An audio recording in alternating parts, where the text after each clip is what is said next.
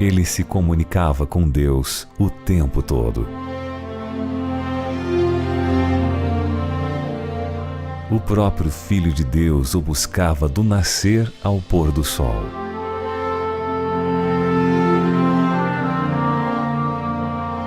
Deus era sua fonte de vida, seu alimento e seu prazer. Ninguém teve uma comunhão tão intensa, ninguém teve tanto poder contra o mal.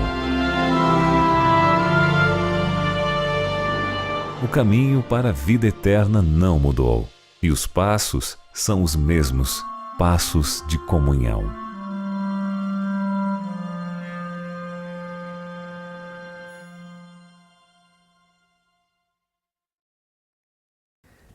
Olá, amigos, sejam muito bem-vindos mais uma vez a essa semana especial de estudo da Bíblia. Essa semana estamos tratando do tema Nos Passos de Jesus, um caminho de esperança. E os nossos olhos estão se voltados particularmente para Mateus capítulos 26, 27 e 28, onde se registram os últimos eventos do ministério terrestre de Jesus. Você é muito bem-vindo que está aí na sua casa, no seu pequeno grupo, reunido agora para esse momento tão especial de estudo da Bíblia. Nós aqui já estamos na casa da Julimar, que é a nossa anfitriã do nosso pequeno grupo. O Paulo é o líder desse pequeno grupo e aqui já estamos prontos com nossos convidados para mais um tema. E eu queria aproveitar e pedir a Julimar que nos apresentasse quem ela convidou para estar conosco hoje. Pastor, muito obrigada. Por mais uma vez nós temos essa oportunidade de estarmos reunidos aqui em grupo para estudar a palavra. E hoje nossos convidados é o Ronald com a sua esposa Vivian. E é um prazer recebê-los. Mais uma vez o Daniel e o Paulo, líder do pequeno grupo. Muito obrigado pela presença. Pois bem, e eu queria aproveitar então, eu vou pedir ao Ronald que faça uma oração antes de abrirmos a palavra de Deus, porque esse é um hábito excelente. Nunca deveríamos abrir esse livro sem antes orar. Ronald, você pode orar para a gente? Vamos orar sim, pastor. Oremos juntos. Pai querido que estás nos céus, obrigado, Senhor, pela vida, por estarmos aqui reunidos para estudar um pouco mais dos ensinamentos que Tu preparaste para cada um de nós, Senhor. A Ti rendemos toda a honra, toda a glória e pedimos que o Espírito Santo nesse momento venha inspirar cada coração. Tira tudo que é mal e traz tudo que é de bom para o nosso coração. Limpa-nos, faze-nos novas pessoas. Fica conosco nesse estudo, em nome e por amor de Jesus. Amém, Senhor. Obrigado, Ronald. Eu vou convidar você que está em casa a abrir a sua Bíblia no Evangelho de Mateus, no capítulo 26. E nós iremos ler, eu vou até pedir a Vivian, que é uma nossa convidada de hoje, que nos ajude nessa leitura. Mateus 26, versos 36 a 39. E nós iremos aprender no texto de hoje passos de comunhão. Como era a comunhão de Cristo? O que Ele nos ensina através do seu exemplo? Vivian, por favor. Em seguida, foi Jesus com eles a um lugar chamado Getsêmani e disse a seus discípulos: Assentai-vos aqui enquanto eu vou ali orar. E, levando consigo a Pedro e aos 2 filhos de Zebedeu, começou a entristecer-se e a angustiar-se. Então lhes disse: A minha alma está profundamente triste até a morte. Ficai aqui e vigiai comigo. Adiantando-se um pouco, prostrou-se sobre o seu rosto, orando e dizendo: Meu Pai, se possível, passe de mim este cálice. Todavia, não seja como eu quero, e sim como tu queres. Vocês perceberam que nós estamos seguindo uma sequência no ministério de Cristo? Começamos falando sobre Ele sendo ungido por Maria, na sua cabeça e nos pés, e Ele declarou de que Ele foi ungido para o sepultamento.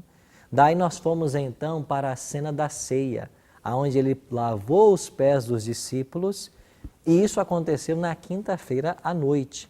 Agora nós estamos no momento depois da ceia. Jesus sai do cenáculo e vai para o jardim do Getsêmani. Jesus gostava de estar nesse jardim, né? Você sabe o que significa a palavra Getsêmani? A palavra Getsêmani significa prensa de azeite, ou o local onde se prensavam as azeitonas, para dali se tirar o azeite, o óleo. E nesse momento o Filho de Deus está para também ser pressionado. Por quê? Porque Ele iria assumir sobre Ele a culpa de todo ser humano. Mas a primeira pergunta que eu tenho para vocês é a seguinte: por que Jesus levou consigo apenas 3 mais adiante para orar? Ele tinha uma preferência sobre esses três? Você já pensou nisso? Não é apenas aqui que Jesus se separa com os três, né? Em vários episódios ele leva três consigo. Por que ele fez isso? Pastor, muito interessante essa pergunta. E, inclusive, aqui no versículo 38, diz que Jesus falou aos seus discípulos que estava profundamente triste.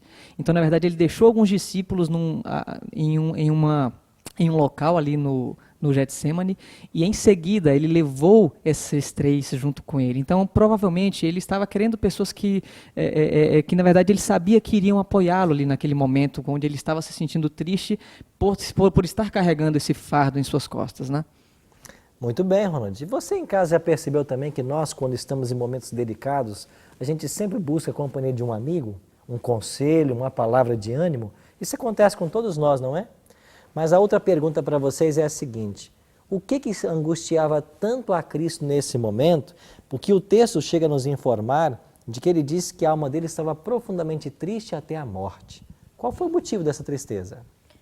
Pastor, quando criança eu me perguntava justamente, ficava imaginando o que significava esse texto, por que Jesus sofreu tanto ali, eu não conseguia entender. Aí uma vez eu li um livro que me fez pensar no seguinte exemplo: quando eu cometo um erro, eu me sinto muito mal.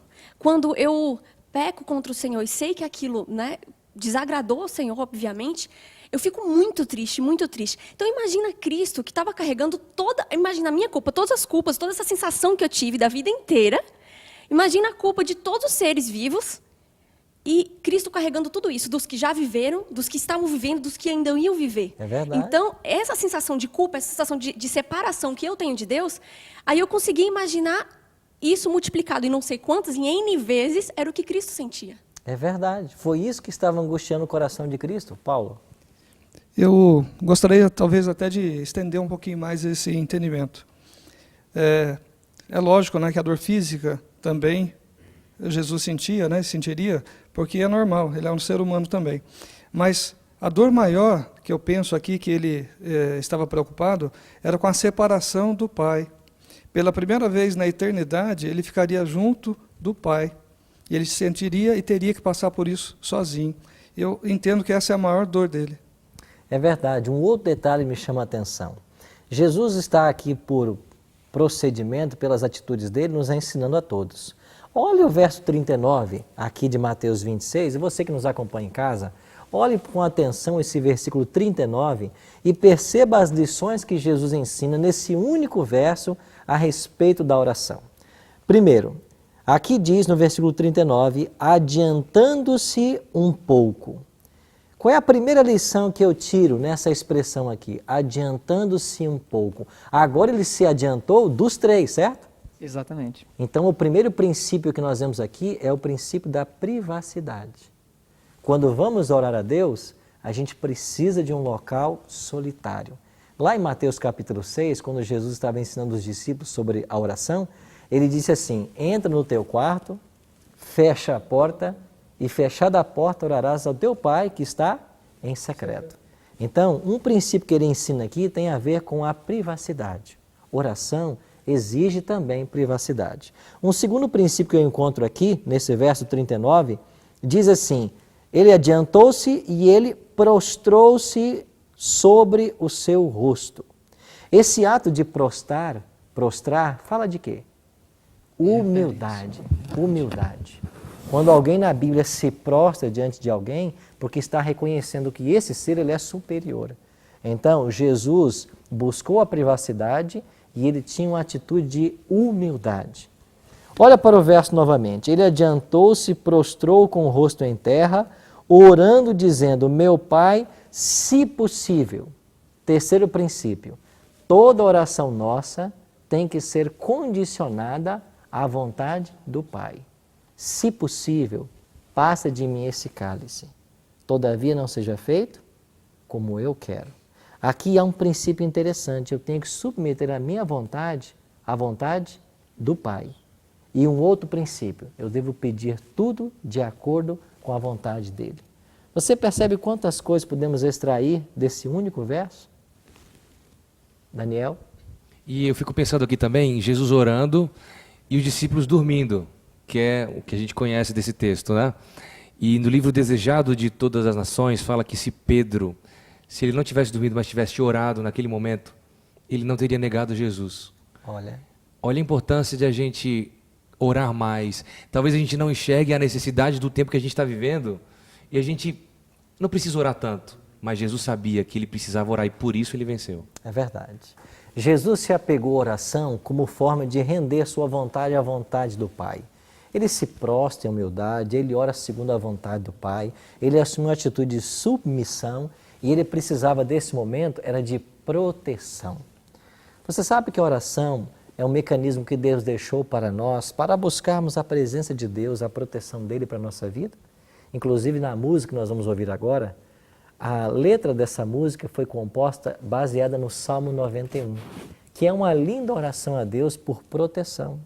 Então nós vamos pedir ao Daniel que louve a Deus agora, e enquanto ele louvar, eu queria perguntar a você, você está seguindo os passos de Jesus com relação à oração? Você é uma pessoa de oração? Todos os dias você tem buscado a face do Pai, apresentado a Ele as suas necessidades e esperado por socorro? Vamos ouvir essa música? Aquele que habita no esconderijo do Altíssimo e descansa à sombra do Onipotente. Aquele que habita no esconderijo do Altíssimo e descansa à sombra do Onipotente, diz ao Senhor, meu refúgio, fortaleza, o Deus em quem eu sempre confio. Nenhum laço, nem veneno, flecha vão me atingir, pois eu me escondo em ti.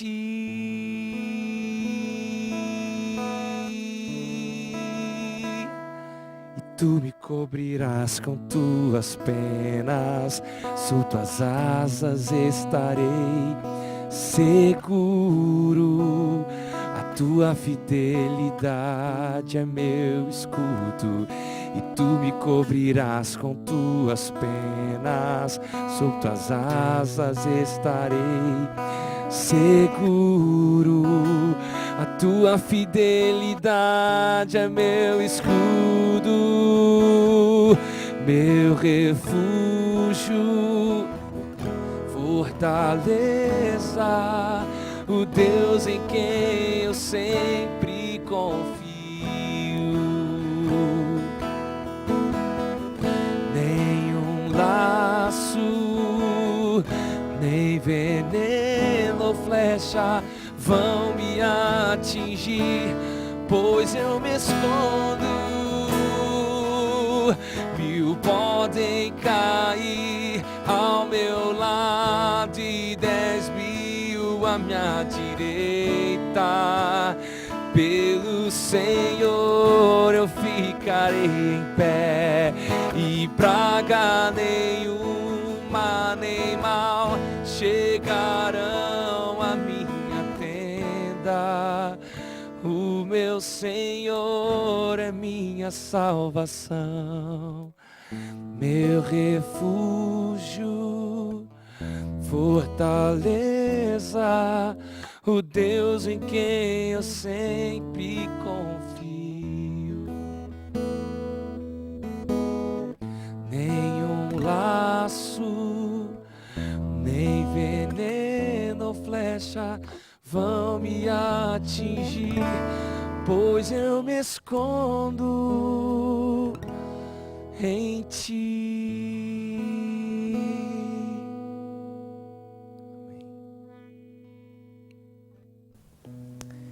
O texto paralelo, em Lucas 22, 44, assim diz a Bíblia: estando em agonia, orava mais intensamente e aconteceu que o seu suor se tornou como gotas de sangue caindo sobre a terra. Você já pensou o suor de Cristo transformando-se em gotas de sangue? Sabe por quê? Porque ele assumiu o peso do nosso pecado. Deus o amava como filho, mas o odiava como representante da humanidade. Ele se tornou maldição em nosso lugar. Ele assumiu a nossa culpa. Ele foi tratado como nós merecíamos, para que um dia pudéssemos receber o tratamento que ele tinha direito. Ele foi condenado pelos nossos pecados, nos quais não tinha participação, para que nós fôssemos justificados pela sua justiça, da qual nós não tínhamos parte. O que você vai fazer diante de tanto amor? A atitude mais correta é se prostrar, é adorar, é se render.